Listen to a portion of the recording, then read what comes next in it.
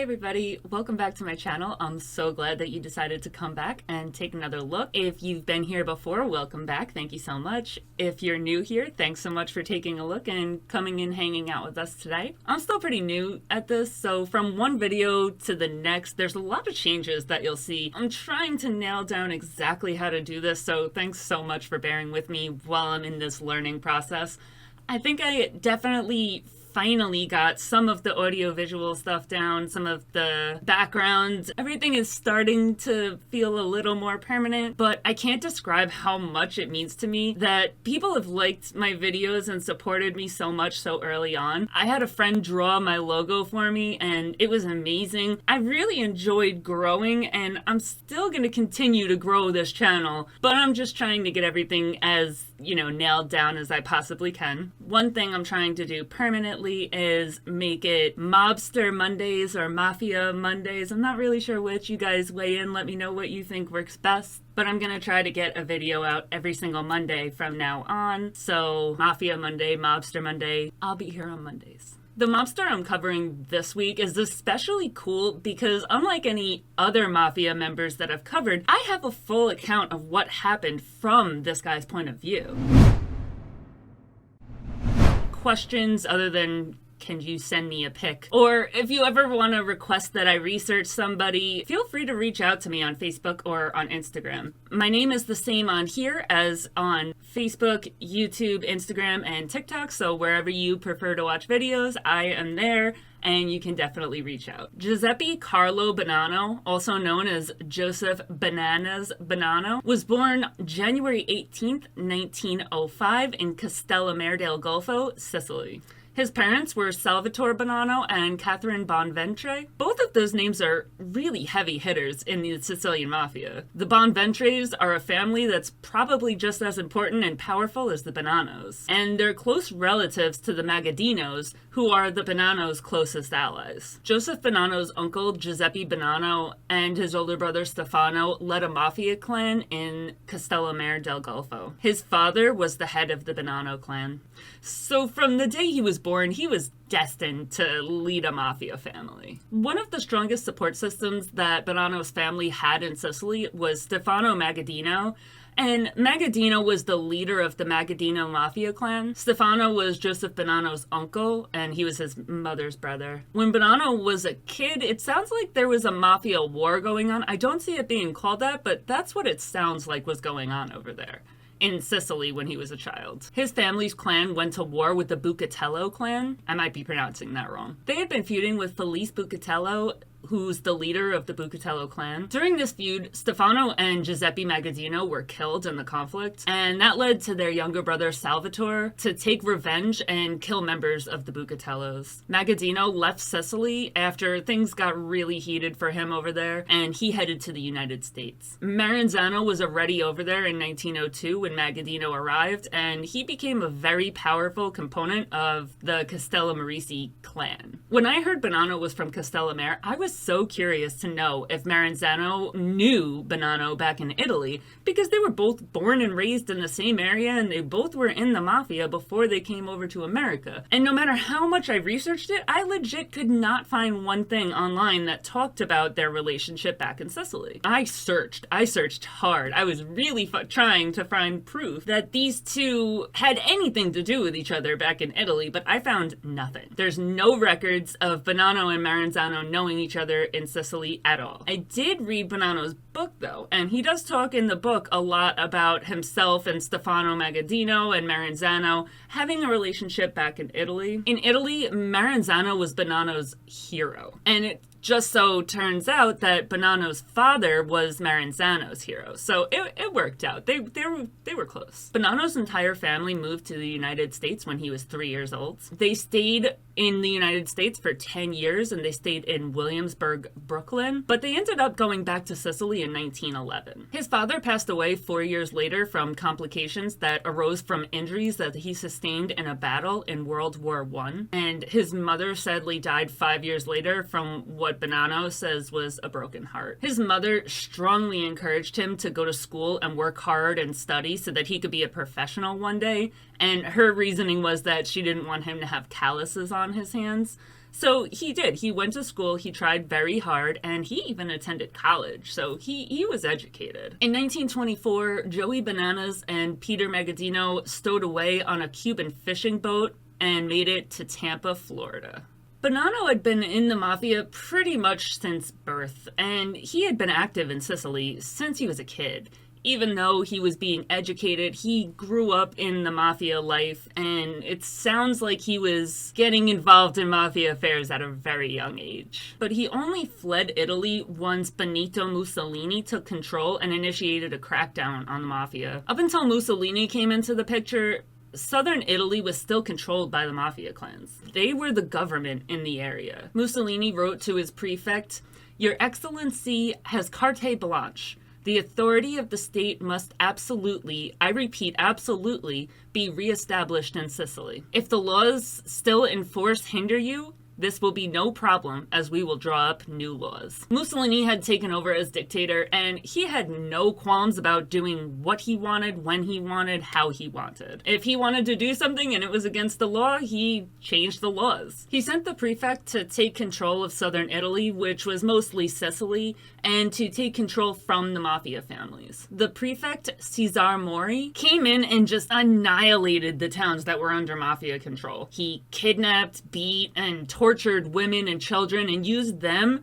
as hostages to force the Mafia to give themselves up and give control of the area. This dude was no joke. He came to be known as the Iron Prefect. Although Mori did have a lot of success cleaning up the area, he brought the number of murders per year down from 200 to 23. He definitely didn't defeat the Mafia, and the propaganda told the Italian people that the Mafia was 100% defeated, and that definitely wasn't the case. The Mafia has always been and will always be a thing in Italy, has never been defeated, but he made enough of a dent that they were able to say that, and nobody really had a way to say that they were liars. Anyway, the point is, the Mafia got hit really hard by this dude. Things were not feeling great for the families that were running the show before Mori came around. Bonanno got kicked out of school when Mussolini forced all of the students in Italy to wear black shirts and recite fascist anthems in the morning, every single morning before school. He refused to wear a black shirt, so he was suspended for 3 months. That was his account of it, and let me just say up front, the book that Bonanno wrote was really interesting, but he kind of washes his life in this, film of I didn't ever do anything wrong. So everything that I say that he says, take with a grain of salt. It's probably not true. So he said he refused to wear a black shirt, so he got kicked out of school, so he left Italy.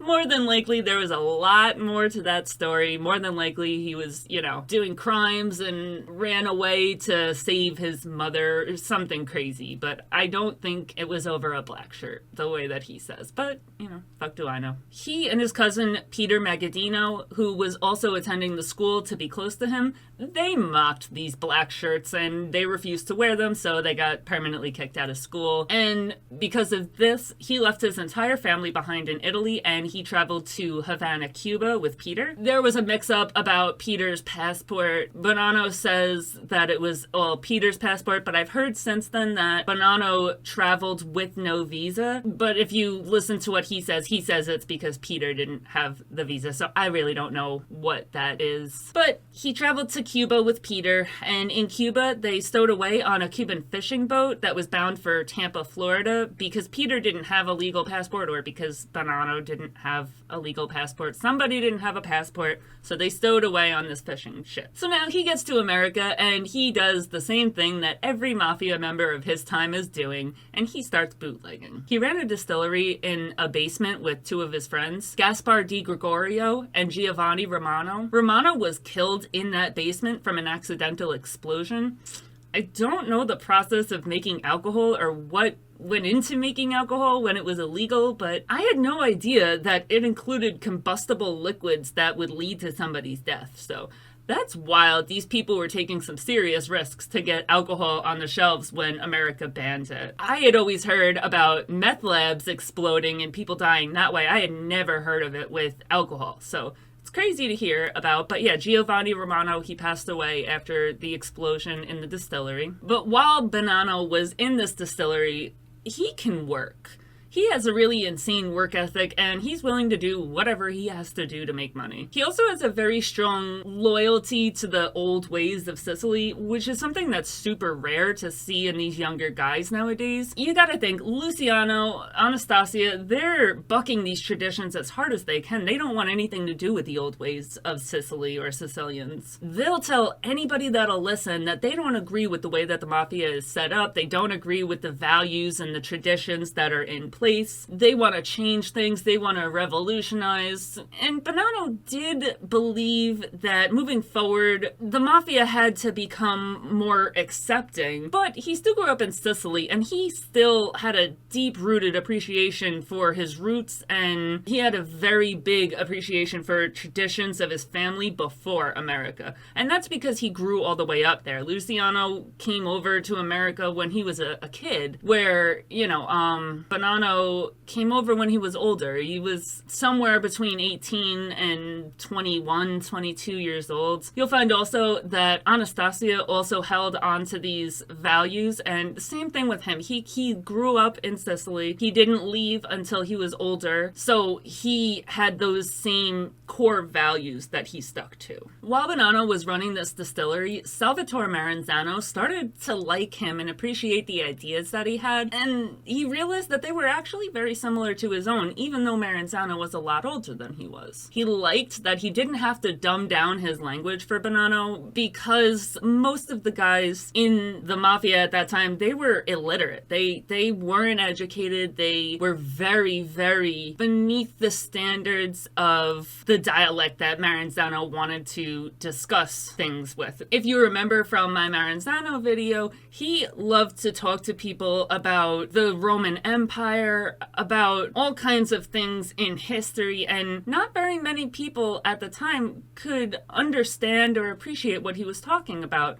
So now Bonanno comes in, and he has these old school beliefs. He has a very strong work ethic, and he's willing to talk about the Roman Empire, and he's educated, and he's smart, and he's able to hold an intelligent conversation. So Maranzano starts to really like him. The two became really close. Bonanno's book, A Man of Honor, I swear, is a real-life love poem to this man. Bonanno was 19 years old when he got to America in 1924. By 1930, the Castellammarese War is just about to break out. Obviously, we know that Bonanno is in the Castellamare group, and he's extremely close with Maranzano, and I've gone into the Castellammarese War a lot in the Luciano videos, and especially in the Maranzano video, so I'm not gonna even do a recap here. If you want to know more about that, you can check out the Luciano video, you could check out the Maranzano video. I even go into it in the Anastasia video. But we do know that during this war, the Young Turks start to emerge. Now, Bonanno is 25 years old. He's very close to the age of the Young Turks.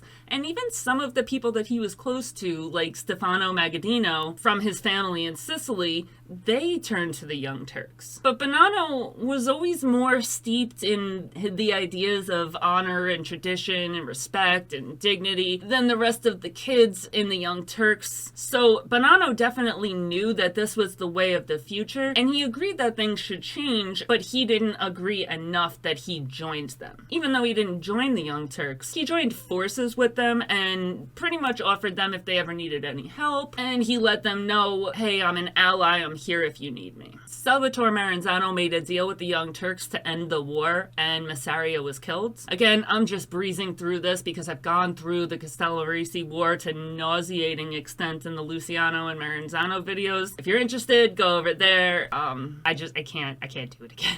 Although Bonanno was old school and he strongly held on to the beliefs of the Sicilian Mafia, much like the Mustache Pete's, he definitely wasn't one of them. For one, his age was very different, and that set him apart. And he had progressive ideas about working with non-Italians and going into the markets that the Mustache Pete's wanted to stay far away from, such as drugs. Now, if you listen to Bonanno's recounts, he'll swear that he was never into dealing or doing drugs, that it's completely against his tradition, but every indicator from every outside source indicates that he was dealing drugs, so I think it's very likely he was selling drugs. So the distinction between him and the Mustache Pete's saved his life the night that Maranzano was killed. Because the night that Maranzano was killed was the night of the Sicilian Vespers, and it wiped out virtually all remaining Mustache Petes from the Mafia. And they killed at least 40 mafiosi, as per the ADA at the time, and they took out the heads of multiple families. So if Bonanno didn't make a distinction from the Mustache Petes, he may have been part of that. But because he did, he was not. Bonanno and Maranzano were attached at the hip. Bonanno idolized Maranzano, and I think he was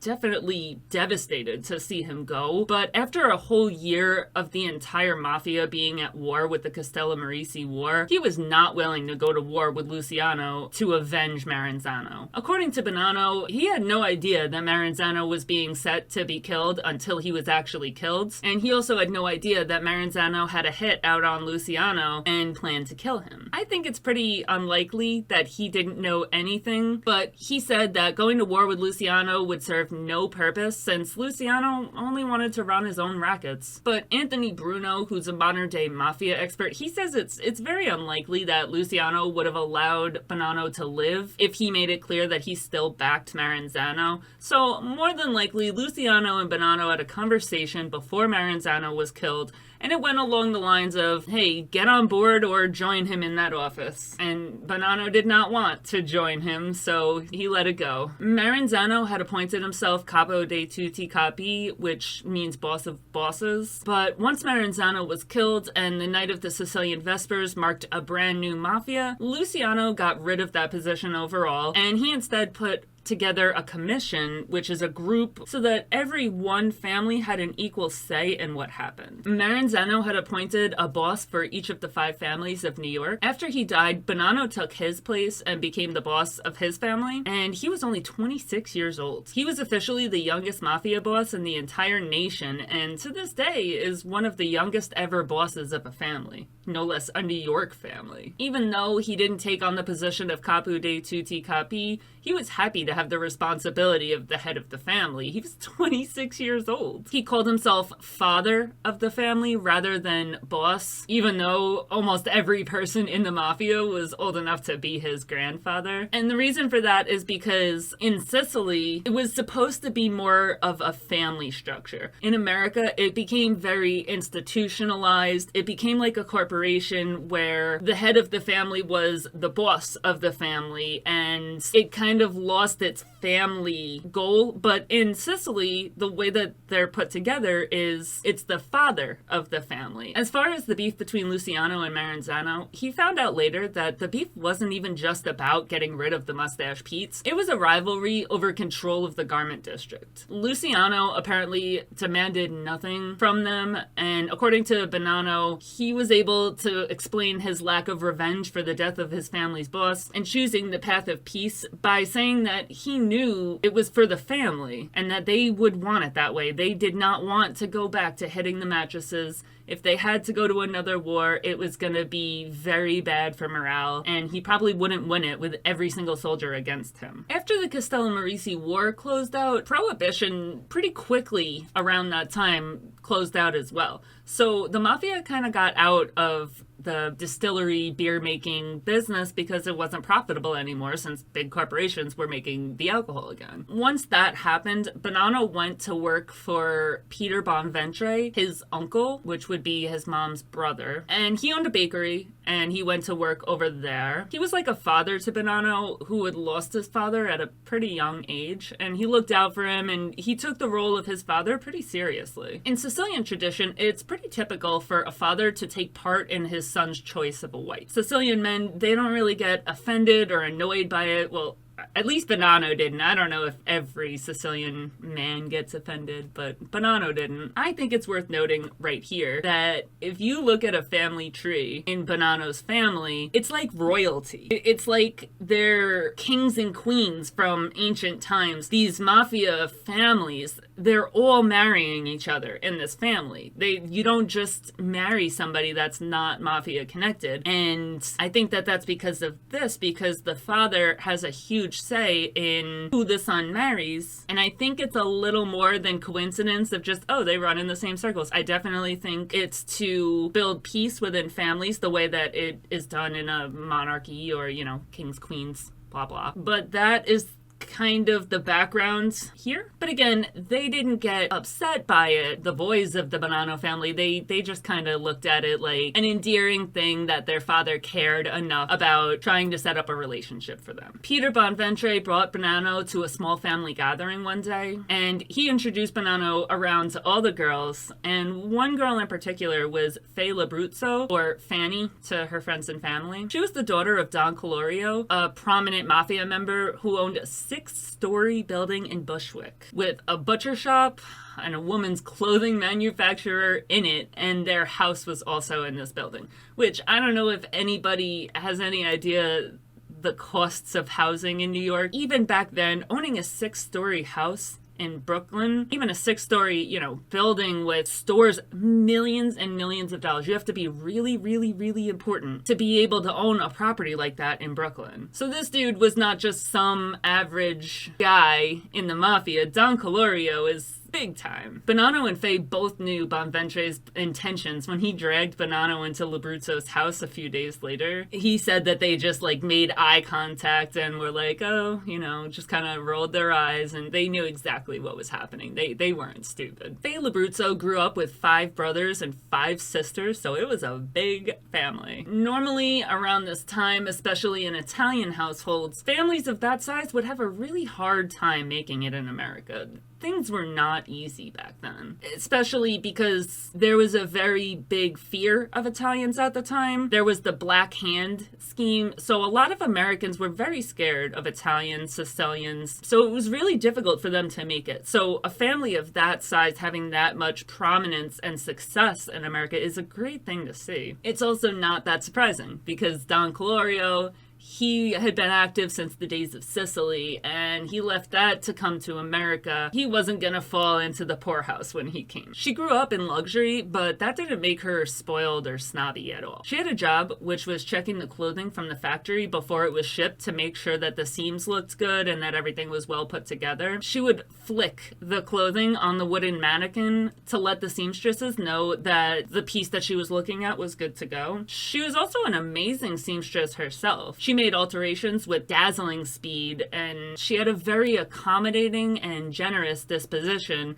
Just an all-around really nice girl, which is, a lot of girls that grow up with money, they get a bit bratty, but Faye wasn't like that. Bonanno and Faye had a very typical Sicilian courtship. There were very strict and stringent rules put in place by her father, and they had to be followed. They were always being watched by him, and he wasn't allowed to stay at the house past 8:30. He even had to con her father into letting her go on a ride in his beautiful sports car, which was a convertible Buick Roadster, and he came along as well. The first time that Bonanno went to Faye's house, it was a Sunday afternoon, and Bonanno talked her father into going on a ride in the car with him and Faye. While they drove, Bonanno offered her father tickets to an operetta since he knew that he liked music, and her father turned around and said, "Are you listening? See what a fine son-in-law I'm going to have?" On their first date. Literally the first time he ever went to her house, and this man is talking about him being his son-in-law. It's not really a surprise that it only took them 3 months to become engaged. Bonanno did such a good job sucking up to Faye's father that before they were even married, her father deeded all of his property to him. He wrote a will and literally left every single thing he owned to Bonanno to manage for his family. They became really close, and Faye would tease Bonanno that him and her father father were lovebirds. The family looked at Bonanno as a protector, and they also looked at him as the only person that could get through to the father when he was doing something stupid and reckless, which was pretty often, and Bonanno would be the only one that could talk some sense into him and keep him out of trouble. Faye and Bonanno were set to be married in 1929, but by then, shit started going down with Maranzano and Massaria, so they had to delay the wedding. The conversation where he broke it to her that he had to postpone the wedding is the same kind of conversation a soldier has with his wife before he deploys to a dangerous, war-torn country. When Bonanno went to have this conversation with Faye and tell her that they couldn't get married in 1929, he gave her the option to get out of it. He said, if you don't want to wait for me, I understand. That's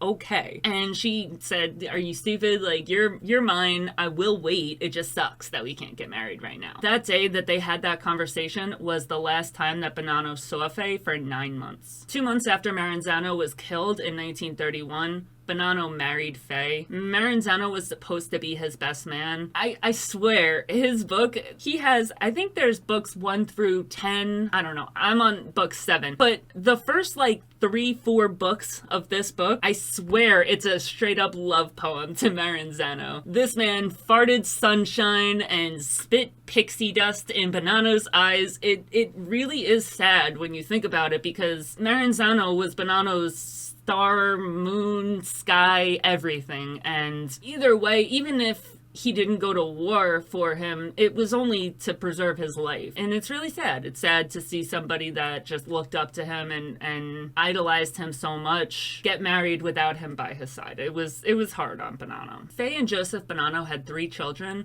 Salvatore Bonanno, Catherine Bonanno, and Joseph C. Bonanno. I'm happy he didn't name any of his sons Stefano, because I think the name Stefano Bonanno, even if it makes me a child, I think that sounds ridiculous.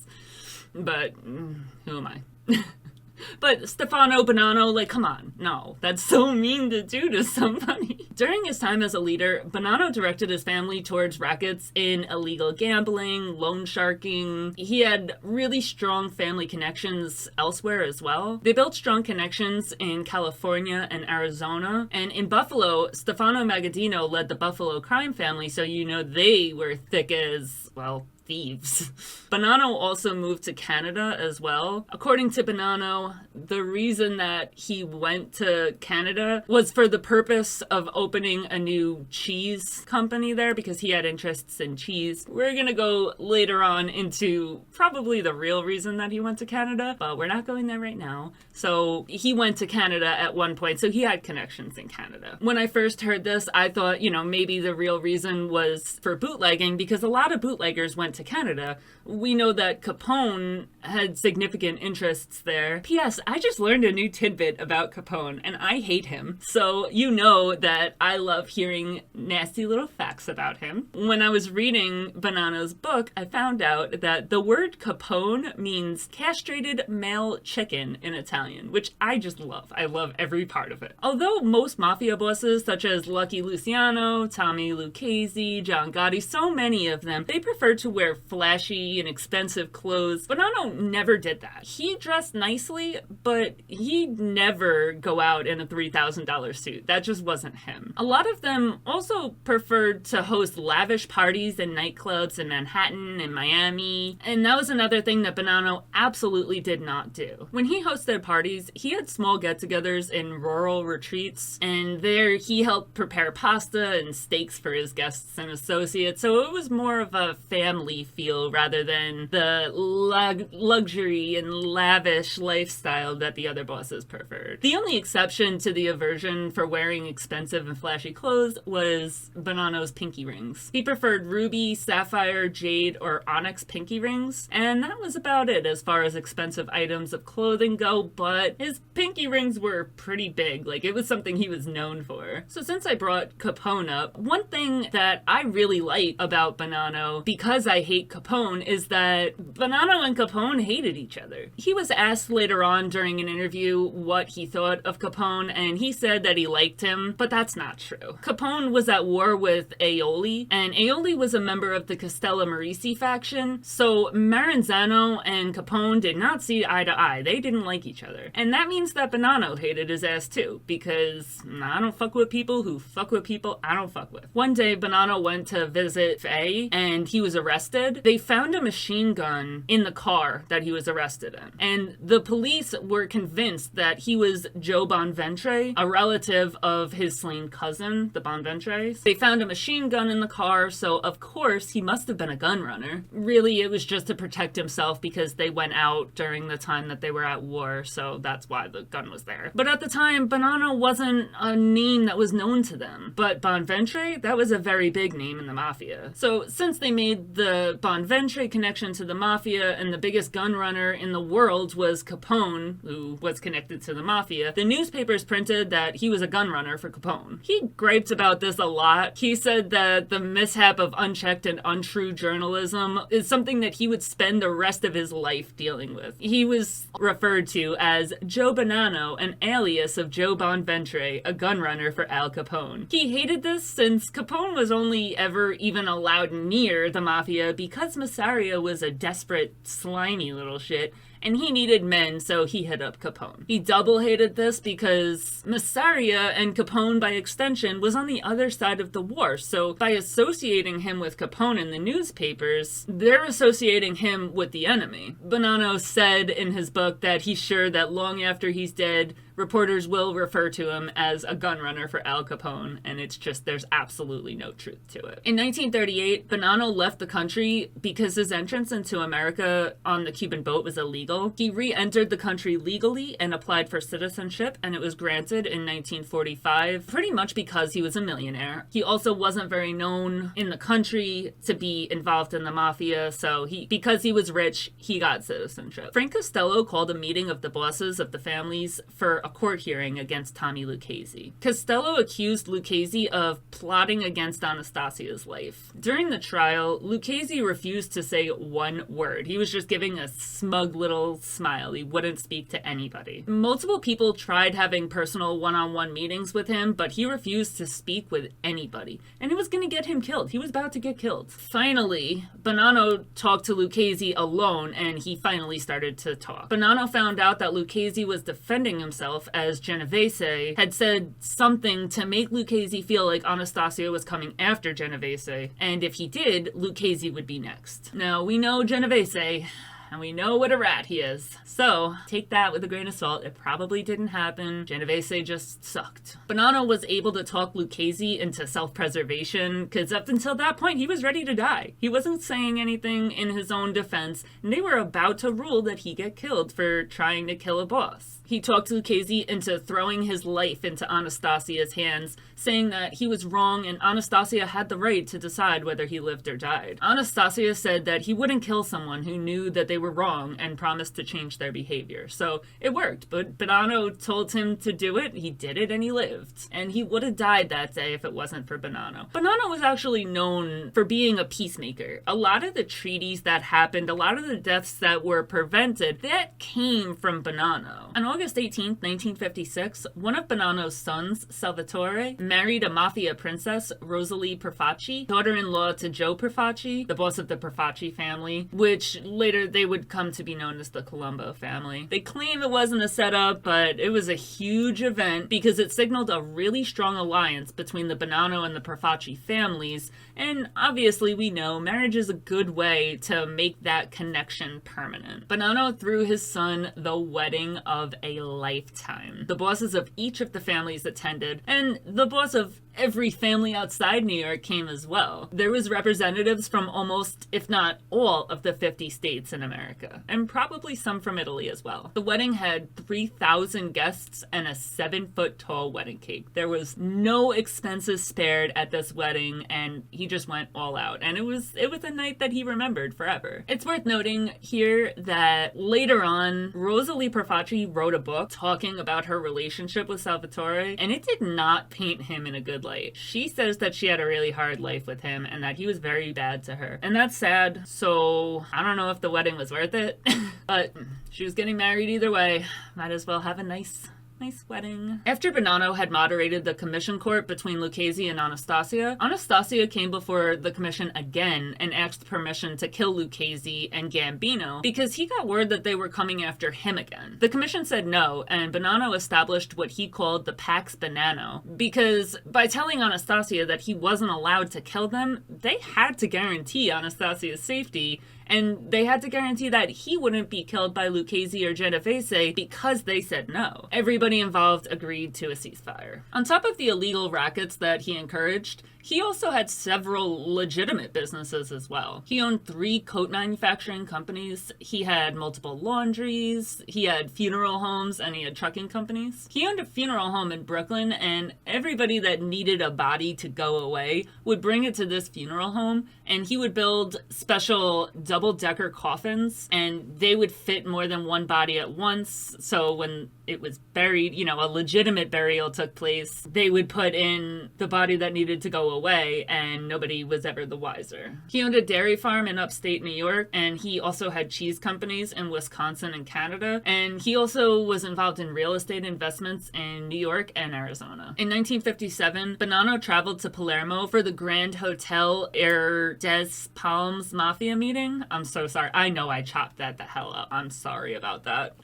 A month later, he was called back for the Appalachian Conference, which Vito Genovese called and then ratted out, and everybody got arrested. Bonanno claims that he skipped this meeting, but conveniently, a capo, Gaspar Di Gregorio, the one that he worked in the distillery with, he was there, and he was caught and arrested, and it just so happened that Gaspar Di Gregorio had a newly renewed driver's license belonging to Bonanno on him at the time. So even though he said he was not Bonanno, Bonanno was charged, and his business was pretty seriously affected by the arrest because it was the first time that a lot of these guys had ever been brought to the attention of the American public, and they didn't like it. Since then, a lot of movies have been made that glamorizes the mafia, but back then, the American public was pretty against the mafia, and him being involved in the mafia, it had a bad effect on his companies. While Bonanno was away in Palermo, Albert Anastasia was killed in America. Bonanno claims that he had no knowledge of Anastasia's upcoming death, and he was really upset about it because it meant that the Pax Bonanno was over. He claims that he doubted anybody would have had the gall to kill Anastasia if he hadn't been out of the country. Although he thought it was people within Anastasia's own family that killed him,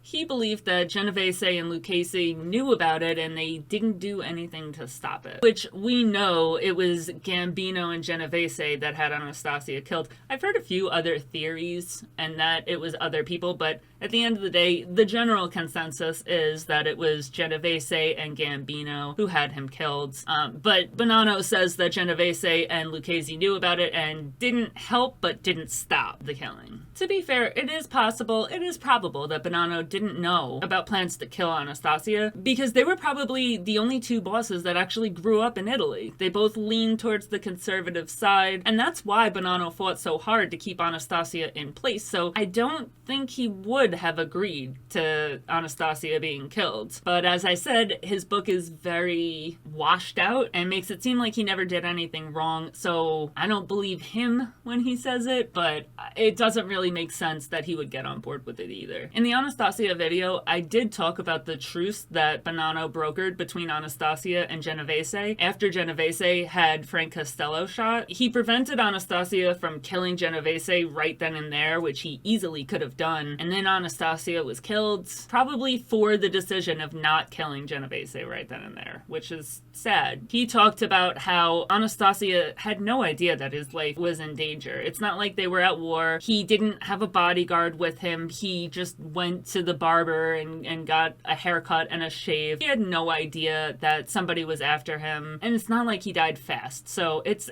a really sad situation what happened with Anastasia. I may be biased because I like Anastasia, but overall I look at it as a really sad situation. According to Bonanno, he didn't attend the Appalachian Conference because he didn't agree with the reason that the meeting was being held. The man who hosted the meeting had expressed concerns over his relationship relationship with authority in the town, and they had a national meeting in that town the year before. He said that the New York families could handle the issue of Anastasia's death as well as the decision of who to put in place as the new boss alone. They didn't need a national meeting. The New York bosses could do it on their own. In any case, whether it was him or not, the media reported that it was him, given that his driver's license was found. This was the first time that the public had ever even really heard of Joseph Bonanno. He had not been in the limelight. Nobody ever even knew who he was. But after this arrest, authorities came forward and said, yes, Joseph Bonanno is the boss of one of the 5 families in New York. He had been the boss of the family since the creation of the Mafia in 1931, and nobody in the public knew who he was until this conference. But after the appellation meeting, prosecutors identified him as the head of one of the New York 5 families, and he became a household name in America real quick overnight. I think I just said the same thing twice. In 1963, Joseph Colombo came forward to Tommy Lucchese, Carlo Gambino, and Stefano Magaddino, and told them that he had been sent by the boss of his family, Joseph Magliocco, to kill them. The commission realized that Joseph Magliocco couldn't have thought this scheme out on his own. He was still super new to the game. He was only the boss because Profaci had died recently, and he had been dealing with the Gallo Wars ever since he came into power. There's no way this man thought all of this up on his own. The commission concluded on their own that Bonanno must have been the real brains behind this plot. They summoned both Bonanno and Magliocco to appear before the commission to explain themselves. In mid-1964, Bonanno fled to Montreal, so this is the Canada trip that I'm talking about. In his book, he says that he went to Montreal to establish his cheese company, but it just so happens that the time corresponds with this event. And he left Magliocco to deal with the commission on his own. Magliocco was really sick, and he knew he was in deep shit. Like, things were bad. It was not looking good for him. He went before the commission, and he confessed his part in the scheme. With his confession, it became very clear that Bonanno was the real brains behind the operation, and the plan was to make Magliocco his right-hand man after he took over the commission. Magliocco was vexed because he had been denied a seat on the commission earlier, and that's why he got on board with this plan to kill the other bosses. While Bonanno was in Montreal, he lied on his immigration paperwork, and he said that he had never been convicted of a criminal offense. He was arrested and held at the Bordeaux prison for almost 90 days before he was forced to leave Canada. The commission put Joseph Colombo in place as the boss of the family after he refused to kill Tommy Lucchese and Gambino, and they forced Joseph Magliocco to retire as the boss of the family. In October 1964, Bonanno came back to Manhattan. When he came back to Manhattan, he was scheduled to testify before a grand jury. He was having dinner with his lawyer, and he was apparently kidnapped. He and his lawyer attest to this, so I think he set up a fake kidnapping. But according to Bonanno, he was kidnapped by Stefano Magaddino's men and brought to a ranch in upstate New York, where he was held for weeks. He says that him and Stefano talked stuff out, and Magaddino released him. It's worth noting that most people believe that he staged this kidnapping once he heard that the commission figured out the plot to kill the other bosses, which that's more than likely what happened, let's be real. Plus, he had this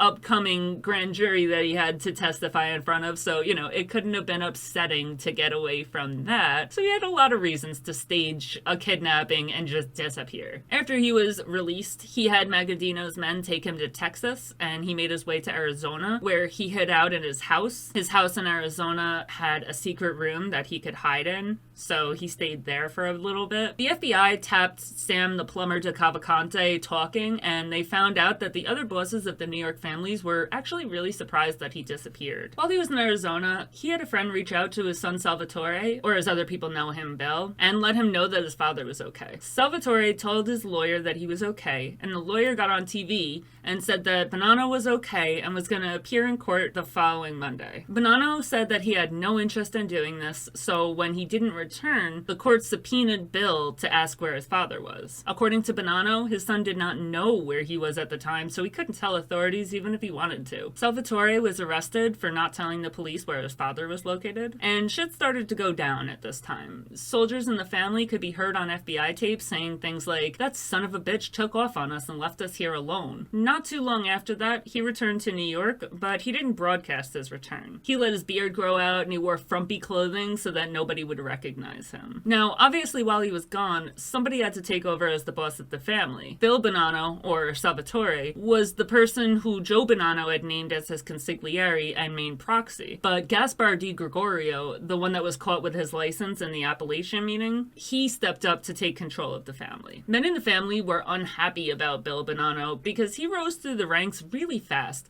and it was obvious nepotism that was behind his raise. Plus, Bill was college educated. He was a lot more geared toward a white-collar career than he was geared towards a life in the mafia. Soldiers in the family wanted somebody who had been out there on the streets as they had. Bill never lived that life. He wasn't about that life, so they got behind Di Gregorio. This led to a war within the Bonanno family between loyalists of Bill Bonanno and, by proxy, Joe Bonanno, and loyalists of Gaspar di Gregorio. In early 1966, Di Gregorio hit up Bill. Ring, ring, ring, ring. Hey, Bill, I know we've been beefing, but how's about we meet up and we work this shit out? And Bill's like, oh, hell yeah, man, I'm there. How about we meet up at my grand uncle's house? It's on Troutman Street in Brooklyn. And Di Gregorio goes, okay, sounds good, see you there. While Bill and his entourage are waiting at the house for this meeting, they get a call to reschedule. This leads them to leave, and all of a sudden, as they're leaving, they start getting shot at. Nobody was hurt in the shootout, but it was pretty clear that there would be no hugs shared between Di Gregorio and Bonanno. This was all a part of the Banana Wars, as the media called it. There's a lot to go through, so I'm just gonna breeze through it really fast. On October 21st, 1964, Carlo Samari, a Bonanno soldier, is shot dead outside his home in Brooklyn. February 10th, 1965, Joe Badalamante, a Di Gregorio soldier, is killed in Bay Ridge. March 15th, 1965, Bill Bonanno, Joseph Nataro, John Morales, and Frank Labruzzo are shot at on their way to a peace meeting in Manhattan. On March 18, 1965, Joe Bonanno finally comes out of the woodworks. He appears before the commission, and he pretty much pleads his case and says that he wants to take back control of his family. The commission sides against Bonanno and in favor of Di Gregorio, so Di Gregorio remains the boss of the family. Bonanno says his boo-hoos and leaves New York in exile for 14 months. January 28, 1966, this is the date of the Troutman Street ambush of Bill Bonanno and his people. They had snipers placed on rooftops, in phone booths, behind fruit stands. It's insane that there was no deaths or even injuries in this fight. It's wild. Somebody should have died in this fight. This scene, a shootout on a Brooklyn street, is what inspired the scene from Godfather 2. April 24th, 1966, Joe Nataro had his Bronx house firebombed. Joe Bonanno now comes back to New York to rally his troops and fight the commission again. He stays in New York a while, and he goes to the commission and he tells them, hey, I didn't just disappear, I was kidnapped by Stefano Magaddino. He ends up going back into hiding after this though, so things probably didn't turn out that great for him. While Bonanno was in New York briefly, Joe Nataro died of a sudden heart attack. July 13th, 1966, Frank Mari, a Di Gregorio top-ranking soldier, is shot in Bay Ridge, but he wasn't killed. On March 17th, 1967, Bonanno had John Bielo, a Genovese family capo, killed in Florida. He had him killed because he was with Colombo, and the two of them are the ones that tipped off the commission about his plot to kill the members. Bonanno didn't make a move against Colombo because he was a boss and that's the last thing he needs, another commission hit on his record. But Bielo was just a capo, so off he goes. October 25th, 1967, Vince Caser and Vince Garofalo, Bonanno loyalists, were killed in front of a Brooklyn bakery. P.S. Why do people always die in front of bakeries? I hear so many deaths happen in front of bakeries. It's like they're a dangerous place. They're not, but so many people die in front of them. March 4th, 1968, Pietro Croatia, Di Gregorio's underboss, was shot getting out of his car on a Manhattan street corner. He lived, but this incident led him to retiring from the life altogether. He said, nah, screw this shit, I'm out. March 11th, 1968, Bonanno's bodyguard, Salvatore Perone, was killed in Brooklyn. April 1st, 1968, Mike Consolo was killed in Brooklyn after he had just testified regarding the shooting on Troutman Street. There's the argument to whether he was killed by the Bonanno side or if he was killed by his own side because he was considering flipping over to Bonanno's side. April 5th, 1968, Billy Gonzalez, Salvatore Perone's best friend and Bonanno loyalist, was killed in front of his Bronx home. April 17th, 1968, Francisco Croatia, Pietro Croatia's brother and Di Gregorio loyalist, was killed at a Brooklyn social club. July 22nd, 1968, Joe Bonanno's house in Tucson is shot up and a stick of dynamite is thrown down his chimney. He claims that this was done by the FBI and that there were people arrested for it that were not involved in the mafia. He doesn't think it was involved. There's a whole conspiracy theory and FBI agents that were fired. It's a whole thing. September 18th, 1968, Frank Mari, the new underboss for the DiGregorio faction, and Michael Adamo, the consigliere, were killed. September 23rd through October 28th of 1968, as much as Bonanno swears it was the FBI who coordinated the attack on his house, during this time there's a string of bombings in Tucson targeting all Bonanno loyalists and their businesses. So more than likely, this was mafia related. I don't know why Bonanno swears it had nothing to do with the mafia. I really don't know why he's so adamant that it has nothing to do with them. But when there's a lot of other stuff going on, you know, it walks like a duck and it talks like a duck. After all this fighting back and forth, Joe Bonanno gets tired of people getting hurt and killed over this war. He went to the commission and he finally officially agrees to no longer seek to be the boss of his family anymore. He retired as boss and moved to Arizona, and Bill also resigned as consigliere and went to Arizona with his father. Now, this wasn't just a peaceful, oh, he walked into the sunset retirement. The mafia let him live because he had such a big role in the creation of the mafia. But they also let him know, like, if we ever hear that you even so much as sniff around the mafia at all ever again, we will have you killed immediately. Like, you are done. They exiled him to Arizona. So as much as people like to use Bonanno as the example of somebody that retired gracefully, that's not what happened. This man was exiled and never allowed to have anything to do with the mafia ever again for threat of his life. So it wasn't just this picture perfect, he skipped off into the sunset. And a lot of people look at it like that. They think, oh, Bonanno retired from the mafia, why can't other people? Bonanno was exiled from the mafia. He says he retired, he was exiled. The commission got tired of all this fighting as well, and they removed DiGregorio as the leader because he couldn't quell the fighting in his own family. If there's this war going on for 7 years in your own family, clearly you can't lead. They put Paul Shaka in place as the boss. Tommy Zumo was killed on February 6th, 1969. This was the last death of the Banana Wars. He was killed in the lobby of his girlfriend's Queens apartment. Joseph Massino, who later became the boss of the Bonanno family from 1991 to 2004, was the shooter. Massino is now in the witness protection program after becoming the first ever boss of the 5 families to turn rat. DiGregorio died of lung cancer in 1970, and Sciacca was put in jail in 1971. So things were really unsteady for the Bonanno family after they had had such a long reign with no issues in their family whatsoever. So there's a charge that Bonanno's sons Bill and Joe Jr. got involved with Lou Peters, a Cadillac automobile dealer in San Jose, Lodi, and Stockton. Louis E. Peters turned into an informant and helped the FBI indict his 2 sons. When you read Bonanno's book, this is the way that he says that it went down. He bought a Cadillac from a dealership. The guy that sold him the car asked him to become a partner in the dealership that he was looking to open on his own in California. He said no, he was retired and he didn't want to be in that business, but thanks anyway. A week or 2 later, he came into the store and the sales guy introduced him to his boss, who he was now opening the California location with. Bonanno wished them luck. The sales guy, knowing Bonanno had 2 sons living in California, asked if Bonanno could help facilitate some of the logistics of getting involved in a car dealership in the area. He says that he agreed and said that he would call them. He called his sons and asked them to help the sales guy, and that was that. The 2 accounts are vastly different, but I definitely, again, I noticed that in his book, he acts like he was an angel. He acts like he never committed a crime in his life. He never did anything wrong. The way that he talks about the plot on the commission members, it was just a spat. He was mad, but he never tried to kill anybody. It's a really interesting read, but it's pretty far removed from reality. In April 1983, Bonanno served 8 months for obstruction of justice. This charge was based on him blocking a grand jury investigation into allegations that he was laundering money through businesses operated by his sons, Salvatore and Joseph, in California. So this is that whole car dealership business. In 1985, he was sentenced to 14 months for contempt of court after refusing to testify in a federal racketeering case. I still find it wild that people actually go to jail for refusing to testify.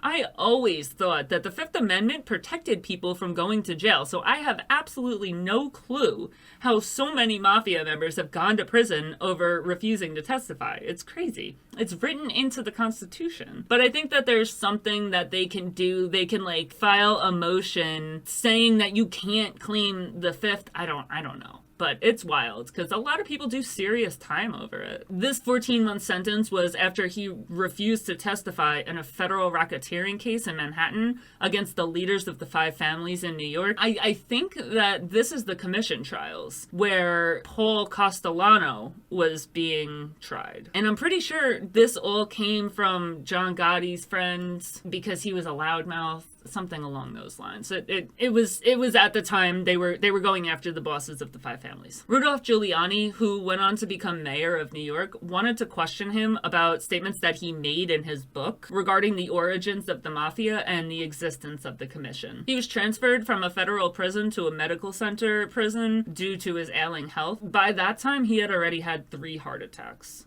And because he was really old. Before going to prison, he and his son Bill sat down for an interview for 60 Minutes reporter Mike Wallace. Bonanno was released from prison November 1st, 1986. In 1965, a reporter for the New York Times, Gay Talese, left his job to focus on magazine writing. He met Bill Bonanno in a courthouse that year, and after this meeting, he signed a $30,000 advance to write a book about the mafia. This man was dedicated to his work, to say the least. He worried that Bonanno's enemies would mistake him for an associate and that he'd get killed for his interviews with the mafia members. And his interviews spanned over a 7-year period. So it was pretty much from the day that Bonanno was kidnapped off the street to the day that the Bonanno Wars ended. So it was a 7-year period that he interviewed mafia members. He also worried that the FBI or another law enforcement agency would subpoena him to appear in court to disclose what he had learned about the mafia during his interviews. But they never did, so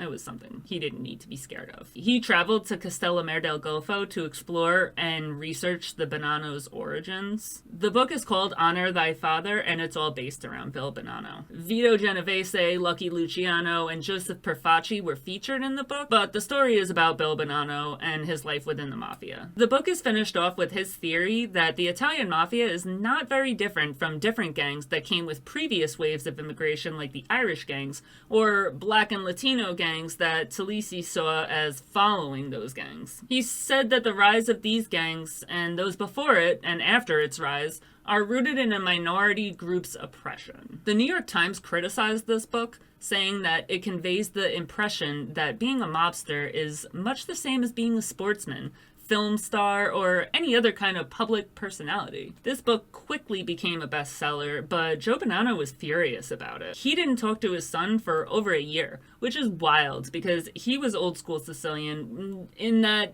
tradition, family comes before everything else. He was super close with his family, so to not speak to one of his sons for a year, that's a huge move. He eventually got over his anger and reasoned that the book portrayed him in a bad light because the writer had to use newspaper articles and court proceedings to piece together his character, and most of those documents were untrue, so the depiction of him in the book is off. In 1980, Faye died at the age of 75 years old. Bonanno was heartbroken because Faye was his entire world. It's so sad. After Honor Thy Father came out, Bonanno decided that he wanted to write his own book. In 1983, his autobiography, A Man of Honor, the autobiography of Joseph Bonanno, came out. He defended his decision to write the book by saying that Omerta represented a lifestyle and tradition greater than or beyond just the code of silence it is generally understood to be. And since he wrote this in a book and didn't become a government informant, he did not violate his code of honor. Joseph Bonanno passed away on May 11th, 2002 of heart failure. He was 97 years old. He's currently buried at Holy Hope Cemetery and Mausoleum in Tucson, right next to Faye. Joseph Bonanno is a household name that everybody in America knows. Whether they're interested in the mafia or not, he was the boss of the Bonanno family for 35 years. It's literally what the American public knows this family as, is his name. There's no way that you'll ever meet anybody who doesn't know who Joe Bonanno is. He's portrayed in movies such as the 1991 film Mobsters, a 1999 Lifetime movie called Bonanno, A Godfather Story, and The Irishman. It's thought that the Godfather movies were written about him, and he's also spoken about a few times in TV shows. On The Sopranos, which is what led me here, he's used as an example of somebody who was allowed to retire from the mafia when Eugene Pontecorvo wants to retire to Florida because he inherited a shit ton of money from his aunt. The mention that I spoke about in the beginning of the episode was when Tony mentioned that Joe Bonanno's went to war against Carlo Gambino for 7 years. He was also portrayed in the final episode of Boardwalk Empire and in the 2019 series Godfather of Harlem. Say what you will about the man, but Joseph Bonanno led the family for longer than any other boss I've ever heard of. He escaped fascism to come to America and become the youngest ever boss of a family at 26 years old, after losing one of his best friends. He went through 35 years of being the boss of a family and never once was indicted while being active in the mafia. He led his family in peace, and they were the only family that hadn't had an internal war or controversy up until the Banana Wars. He's definitely legendary and super interesting, and I definitely recommend you go read his book if you want to read more. It's interesting to hear his background, his life, his family. I wouldn't take much stock in what he says as far as his crimes go, but he's an interesting person. That's all I have for today's episode on Joe Bonanno. Thanks so much for watching. I really hope you enjoyed it. Please go ahead and like, follow, subscribe, do all the things, and I will see you next time. Bye!